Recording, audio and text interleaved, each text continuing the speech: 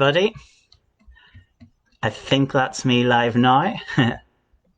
So hopefully I'll see some of you here today. If not, I'll be putting the video onto the group, onto my page, Exam Preparation with Daryl, as well as, which one? Oh yes, YouTube. Did I say YouTube? No, I don't remember. Okay. So today, I've got a few topics that I would like to talk to you about. First of all, we'll talk about writing tasks for the FCE and CAE exams. Then I'll focus on essay writing specifically. Then I'm going to focus on the speaking part 2 in the FCE and the CAE exams. And finally, we'll talk a bit about language exchanges. If you're here, give me a hello, send me a message. I see a few of you have arrived now. So bang on time, excellent. So the first one I would like to talk about is the types of writing that you will have in the FCE and CAE exams. So quite frequently, there are a lot of similarities to the writings, but some types of writings are only in the FCE and others are in the CAE. And there are a few differences. For example, in essays are what I like to call the main course. Just turn myself up a little bit here. Essays are like the main course. Hello, Layla. Is it Layla? Lala? Apologies for any poor pronunciations of any names, but thank you for saying hello. So, sorry to get back to it. So the essays, so in the FCE, you will have to write about 3 specific points. 2 of them are given to you, and 1 your own idea, which makes it slightly difficult because you have to think about your idea, but doesn't need to be anything particularly original. You know, if you're talking about social networks, for example, maybe you have one that said one note that says, let me think, meeting people. One note that says addictions. Then you could say maybe cyberbullying could be an option as an idea, or entertainment. It doesn't have to be some really unusual idea. It can be something quite generic. That's absolutely fine.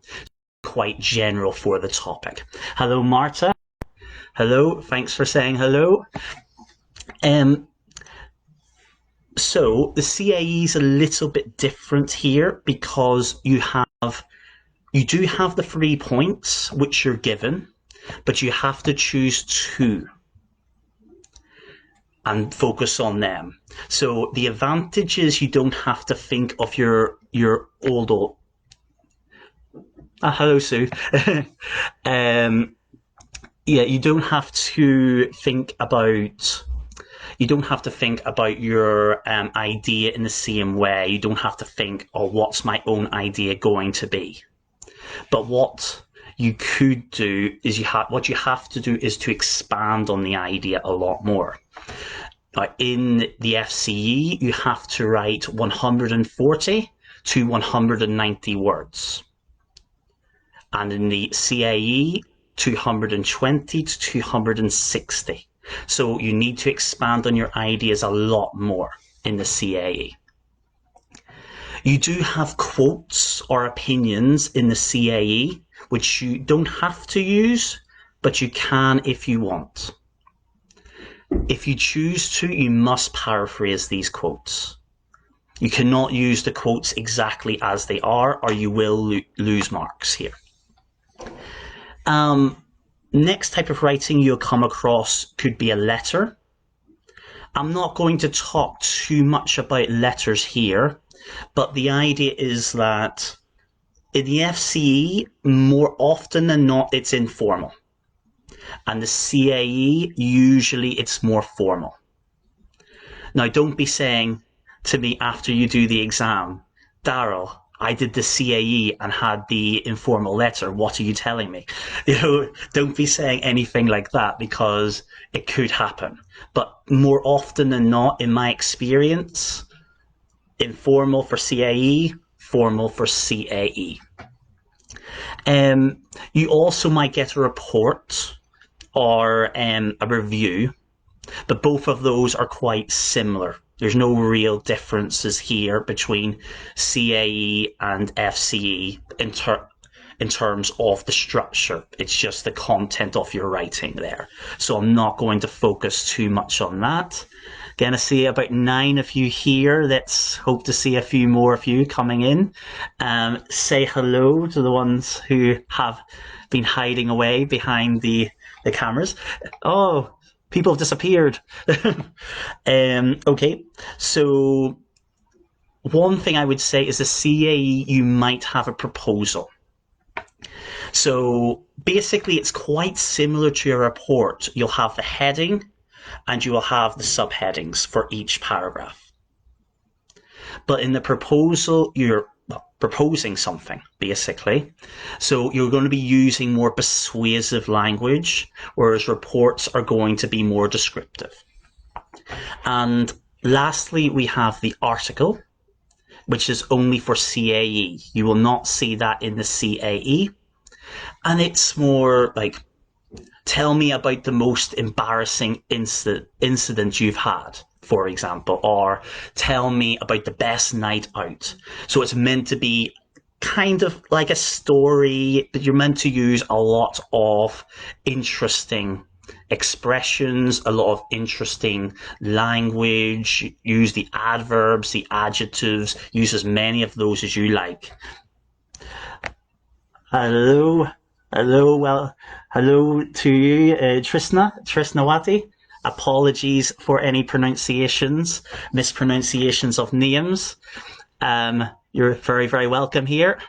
I hope you find it useful. So we've just talked about the writing in general, but I want to focus on the essays. Now, some of you will have noticed that I've written a post on the group, and I will be doing a free report. It's only going to be for the ones who actually are in the group, so I'm going to put it out by email or something along those lines. I don't want people just jumping into the group, taking it and going. So but it will certainly be available. Hopefully in the next few weeks. I am trying to do the third draft. I want to make sure it's as detailed as possible for everybody. But this post that I was talking about is the basis of the report. And I just want to clarify a few things here. So first of all, when you're writing an essay, you've got the introduction, 2 or 3 main paragraphs, and then you have the conclusion. So the introduction, good morning, people. Good morning. How's Galicia doing? I do miss Galicia. It's been about a couple of years since I was there. The introduction, you're introducing the topic, but this specific topic. One thing I've noticed that some people do is they introduce a very general topic. So let me just describe that. So maybe an essay might be the effects of too much homework on children. Now, you could potentially talk about education in the introduction. But the problem is you need to make sure it's related to homework. You cannot change it you cannot say talk about the history of education and then mention homework in the last line, because that's not going to help whatsoever. Like you're going to lose marks for relevancy there. Content. So it should be related. So if the question's about homework, make sure it's related to homework. If it is about social media, again, don't talk about technology in general. Let me just check something here. Oh no, it's okay. Sorry, I'm still quite new to the live, so I hope you bear with me if I stumble over my words, but I try my best. Then in your sentences, in your main paragraphs, you need a topic sentence. Now, what's a topic sentence? Basically, it's a sentence that makes it very clear what you're going to talk about in the paragraph. So again, using the example of homework, using the effects of homework on children. You might say something like, there's too much, children are given too much homework nowadays. Which means they don't have enough chance to enjoy themselves. Maybe you wouldn't write it that way, but you get the idea. It's very clear what I'm going to talk about. I'm talking about children not having enough free time. So if we talk about that point, then we need to expand on it. So you might say something like, therefore, children aren't given the opportunity to join clubs, play sports, hang out with friends, etc., which may affect their social development. So this would be an idea here. Again, you would do that for each of the sentences. Just make sure no one else is here. Where's everybody else? Thank you for watching. For those of you that are, by the way, I hope you're finding it useful. I'm trying to give you as much information as I can in a relatively small period of time. So we'll do that with the sentences, with the topic sentences, sorry. Then the conclusion. Now the conclusion, there's a couple of things that really annoy me when I see them every time. Basically, one of those things is you need to make sure you give an opinion. There's nothing more infuriating for me when I see something like a really brilliant essay, then the conclusion, it depends. Like, it depends. You can say that for every essay. So please don't do that, because you can literally say that for every essay. The examiners know you can say that for every essay. So do not use that. You are probably going to be not completely 100% on one line, one argument or another.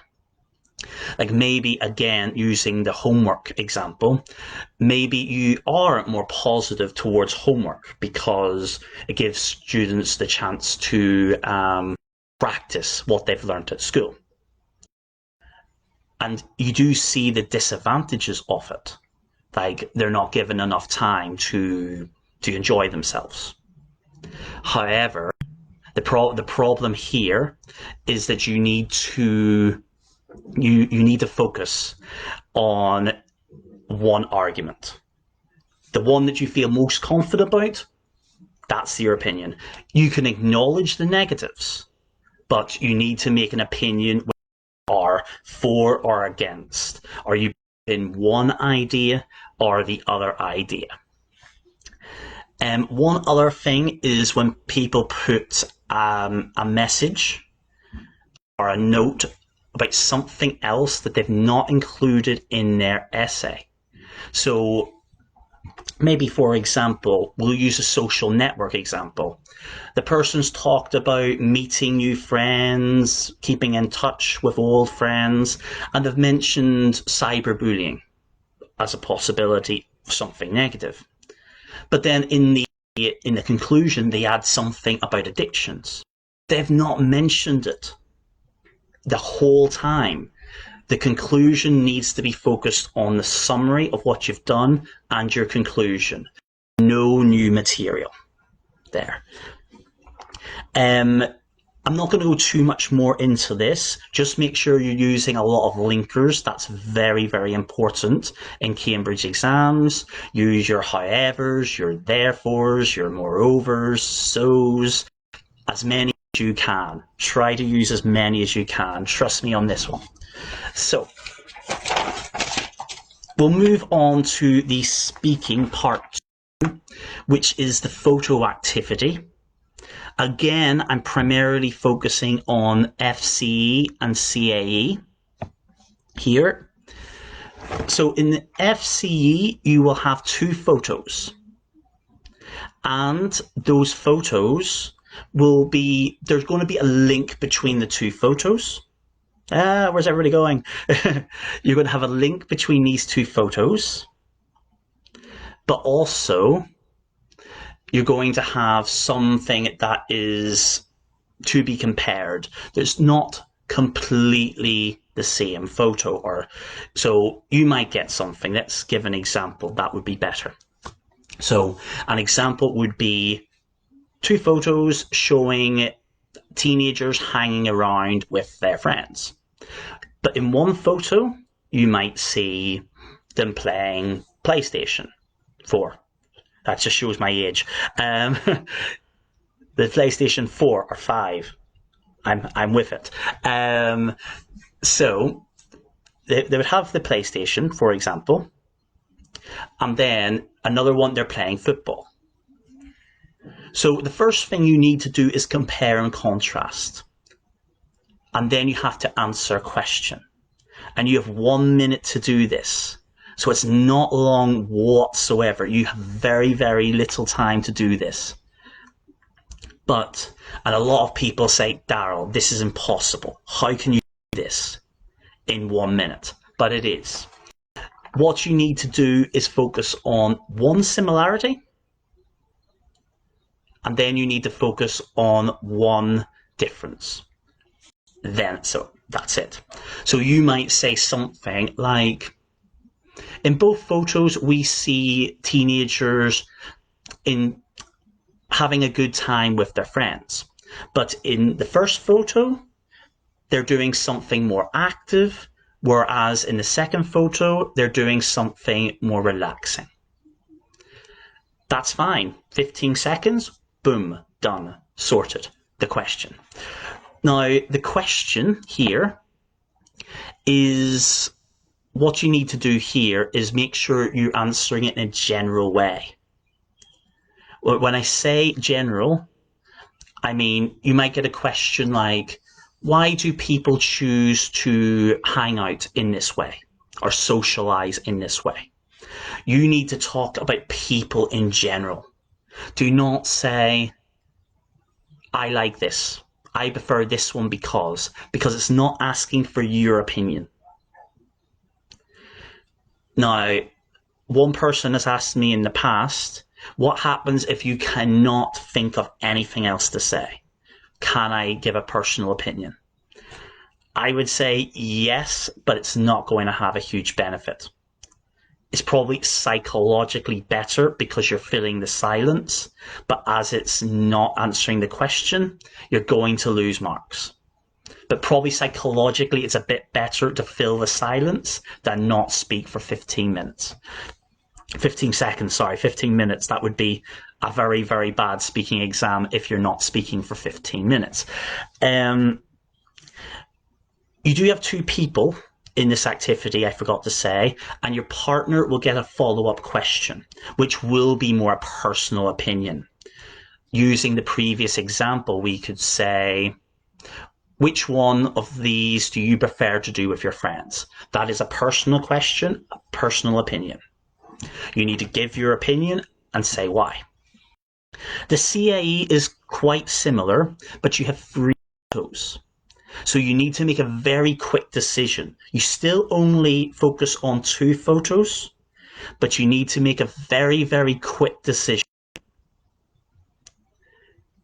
which photos am I going to talk about? You cannot spend 5 or 10 seconds thinking. Snap the scene. I'm going to choose photo A and C. Boom. You will have 2 questions, but the first question is quite similar to the compare and contrast of the FCE anyway. You might need to say an extra sentence. The big focus again is on the second question, which again is, it's not a personal question. It's more a general question. Something as, yes, there was one thing. Again, your partner will get a question. Again, it's going to be like a personal opinion. But if, for example, I speak about picture A or B, my partner can still talk about picture C. That is not a problem. You do not have to only answer the question based on your partner. You can choose something else here. So we're going through this quite nicely at the moment. I hope you're finding it interesting. I hope you're finding it useful. Please give me a message. Let me know if you're finding this useful. I know we're on a group, so it's smaller at the moment. We don't have a lot of people, but like I say, I'm going to be posting it on my group, my page, and on YouTube as well. Apologies for any stumbling in my words. As I say, I'm quite new to live videos, so please bear with me if I'm going, and please don't judge me for those faces. Okay, last thing, well, there's 2 more things I want to talk about, but one of the major things I want to speak about is language exchanges. Thank you, people. Thank you. I'm glad that you find it useful. It will be on the group for people who have missed a lot of it or all of it as well. So it will be there for all your reference. And I'll try and write a note so you know more or less where each question is. So 0 minutes, 0 seconds will be this one. 5 minutes, 15 seconds will be the second question, etc., etc., just so you are aware. So some of you aren't interested in everything. That's absolutely fine. Some of you might only want the answers to 1 or 2 questions, and that's absolutely no problem. Some of you want to focus on everything, and again, that's no problem. So language exchanges, this one, I'm going to give quite a lot of what I think is quite useful information. Because so many people say to me, thanks, Sue. Thank you. I'm hoping. So many people tell me, Daryl, how do you find a language exchange? How do you find a language exchange? What is, for me, what's the way to do it? Because nobody speaks English with me. And I always find that really unusual because English is so widely spoken.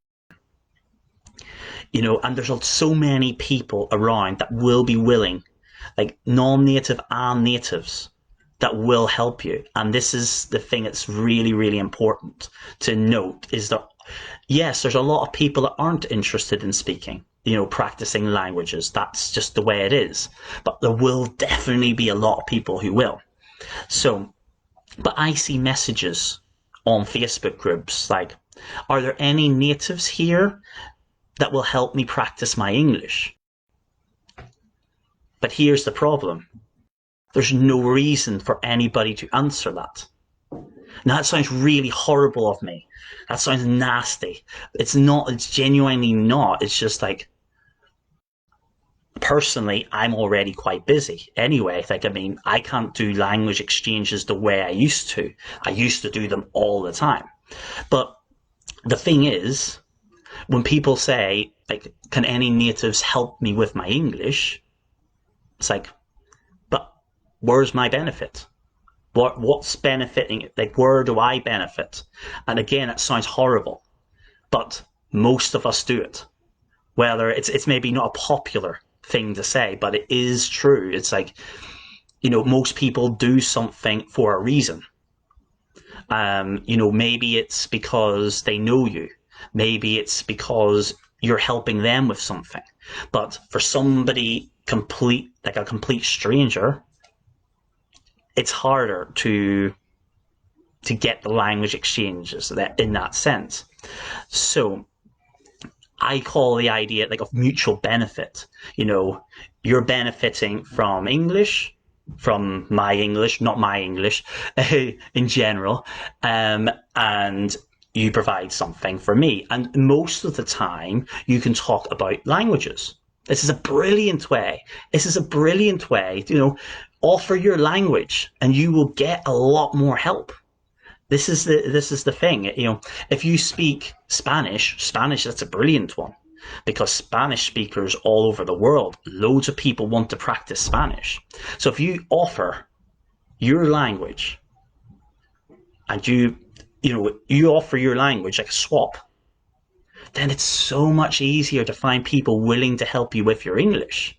But if you just say, "Oh, I want to practice my English," that part doesn't exist. That benefit for the other person doesn't exist.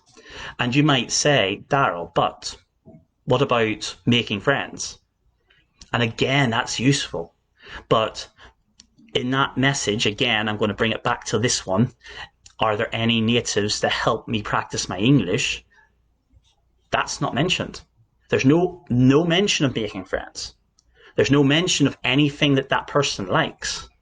It just seems to me that it's like, I want to practice my English, maybe we'll be friends.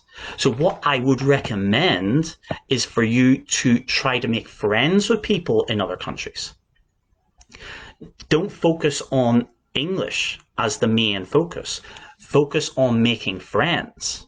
And if you make friends from people from other countries, you're going to be practicing your English. And don't worry if you're speaking in to non-natives or natives, because the more practice you get, the better. And a lot of non-natives have amazing English, by the way. Amazing English. Some of the best English speakers I have come across are not from the UK, are not from Ireland, are not from the US. I've met people from Italy, I've met people from the Netherlands, and their English is virtually I would think they're a native speaker. So don't make sure that you are focusing on everybody. Don't say, "Oh, well, you're not a native speaker." No. Don't do that. Please don't do that, because you're missing so many opportunities. So many opportunities. Some of you might know all this already, but go to pen friend websites, pen friend groups. There's loads of groups online as well. Loads of groups. Just go on for language exchanges. Just say English, your native language exchange, and see what you get. You might find that some people, you might speak a less widely spoken language. Like Czech is an example I'll use. It's not that widely spoken outside the Czech Republic or Czechia. However, if you focus on local groups, there are people that have moved to the Czech Republic, maybe to Prague or Brno, and they will be more than happy. They will be more than happy to practice. So again, that's another option. That's pretty much it. I do want to talk about classes with myself here. Please don't run away. Please don't run away. Hear me out. So basically, I do classes. I am available for classes. I don't have loads of time, but I do have some time available. Basically, I have an extremely high pass rate with exams, with Cambridge exams, primarily the PET, the FCE and CAE. But I helped a student with IELTS get a band 7, which allowed her to go to the UK to work as a dentist. So, I mean, it's a real opportunity for me to help people with your problems, with your problems in English, with focus on your dreams. I'm seeing a nosedive in my figures here. Thanks very much, guys. I joke. However, I do have a very high pass rate. Like I say, I know the structure. I know the structure of the exams. I know how it's marked. I know how the exams are marked. I know how the speaking is marked. I know how the writing is marked. That is incredibly, incredibly useful information. It's not something I'm going to put into a group. I'll be very, very useful. I'll put very useful information, but I'm not putting that info. I'm not quite that nice. I'm very, very nice usually. Though. However, as a lot of people noticed, I create my own exam tasks as well. So there will be outside the resources, and I do have a lot of resources available. I also create my own exam tasks that will be used just for my classes. You can talk to me about the prices here. I'll just let you know that there is a free level test. There is a free 20-minute chat. Now, with that chat, you're not obligated to continue with classes. But at the same time, we're just going to be talking about the class in general and also the speaking part of the level test. So don't just go with 20 minutes worth of questions, because we will not have that time. There will be a free group as well, which will only be for students. So that will be not where I'll spend most of my time, but I'll be answering the questions a lot quicker over in that group. And also, in fact, what I'm doing for a limited time is, if you find me a student, I will give you classes for free. So basically, I will give you classes for free if you find me students that pay 1 month, for example. They obviously have to have everything paid. They obviously have to have that sorted completely and not ask for refunds or anything like that. But if you look at it that way, if you find me 12 students, you would get free classes for a year, which I can't be any fairer. I really can't be any fairer than that. So if that's something that interests you, please give me a message. Give me a message first, because my name is slightly unusually spelt, so it's better giving me a message in this case. I think we'll finish for today. I hope that you have found it useful. I will do something like this soon. Again, I'll make an event. I'll also ask you what you want to talk about, because as you can see, even now, I have to think a wee bit, because it's quite nerve-wracking. It's quite nerve-wracking to speak in front of everybody. But I hope you enjoyed it. I hope you understood. That's the most important thing. I hope that you found it very useful, especially in terms of the speaking and the writing parts. Again, if you want to try with the language exchange as well, please give them a go. Please try with pen friends. Try finding language exchanges, because it's one of the best ways to learn for free. Like, it's not absolutely perfect, but in my opinion, it's the best way to learn for free. So really, really try with that. Okay, I think I will finish for today. I hope you all find it useful, and I'll see you next time. Bye.